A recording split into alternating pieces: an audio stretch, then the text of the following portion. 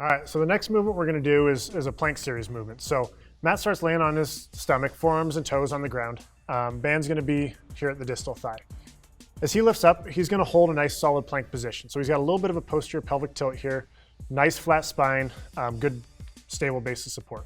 All right, so Matt, I'm gonna have him come back down and relax. So this movement has a series of 2-second holds. All right, so he's gonna come up, he's gonna hold a standard plank for 2 seconds. 1, 2. Then he's gonna lift one leg up and back. So it's gonna come up and back behind him. He's gonna hold that for 2 seconds. 1, 2. Then he's gonna switch, hold the other side for 2 seconds. 1, 2. And then he's gonna lay all the way back down, shut everything off for 2 seconds. 1, 2. And then he's gonna come back up and go through. So 2-second pause, 2 seconds with one leg, 2 seconds with the other leg, 2-second rest.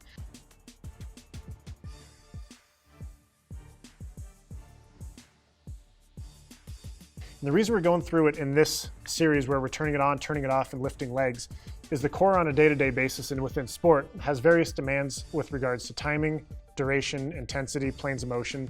So we're challenging the athlete's ability to turn it on, turn it off, and control varying demands on that trunk and core and pelvis by going through this movement. So common faults we might see with this movement with the athlete is most common is they lose this neutral spine here as they're going into that hip extension. If they can't extend that hip and stabilize through this spine, they end up with that dropped or that sway back as they go through it, all right?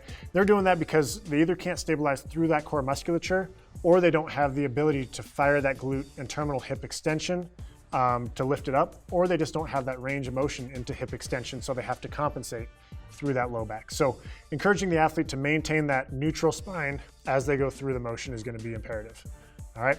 The other big thing that we'll see is the lack of ability to go up and out to the side. They end up just coming straight up as they go up. So if they lift a leg straight up rather than coming out up and out to the side, we lose that diagonal plane of motion and that compound movement, again, that we're looking for. And even though this is a hip product, this exercise here is great to tie back into some of your shoulder health and shoulder strength. So if Matt comes up one last time, and if he's not active here through the shoulders and he's letting this upper back sag and just hanging on these shoulder blades, that might start irritating that shoulder as well. So we obviously don't want to start irritating the shoulder when it's something that we're doing for the hip. So utilizing some of those principles from the crossover symmetry shoulder program is going to be helpful to fire that serratus anterior and a nice stable upper back as well as we're working stability through that lumbar spine.